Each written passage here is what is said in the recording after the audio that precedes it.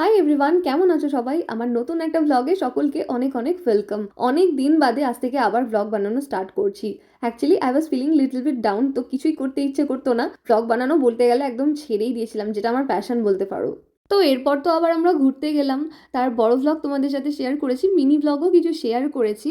আর আসলে না, মনটা খুব খারাপ ছিল, যার কারণেই আমাদের ঘুরতে যাওয়া। একদম হুট করেই বেরিয়ে গেছিলাম, তাও ধরো জানুয়ারির শেষে ঘুরতে গেছিলাম, ফেব্রুয়ারির একদম শুরুতে ফিরে এসেছি। এরপর আর সেরকম ভাবে ওই ঘুরতে যাওয়ার ব্লগগুলো ছাড়া আর কিছুই করা হয়নি। তো আজকে না দাদার সাথে সকাল সকাল বাজারে চলে গেছিলাম, ভাবলাম আজকে থেকেই ব্লগটা বানানো স্টার্ট করি। আর ফেরার পথে আমি লিপস্টিক দুটো কিনে এনেছি। আমি ইচ্ছে করেই একটা ডার্ক শেড একটা লাইট শেড কিনেছি, যাতে দুটো মিশিয়ে পড়লে ঠিকঠাক লাগে।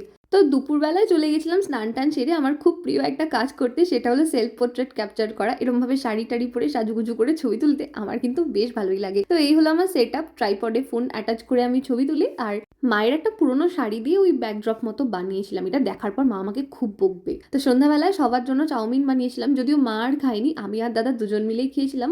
আর চাউমিনের রিভিউটা শুনে নাও আমার দাদার থেকে। চাউমিনটা কেমন হয়েছে দাদা? থ্যাংক ইউ চাউমিনটা আমার জন্য দেওয়ার জন্য। ওটা পুরোটা তোর নয়, ওখানে ওর জন্য আমারও তো ভাগ আমাকে আছে। আমাকে দিয়ে ভিডিও বানাচ্ছিস, তুই নিজে একা একা খাবি আর আমাকে দেখিয়ে লোককে দেখাচ্ছিস যে দাদাকে আমি কত কিছু খাওয়াচ্ছি, আর অথচ নিজের জন্য করে দাদাকে দিয়ে টেস্ট করে এমন রিভিউ তোকে আমি দিতে বলিনি। মানে এটা খাওয়ার পর যদি দাদা বেঁচে থাকে তারপর তুই খাবি? Shut up.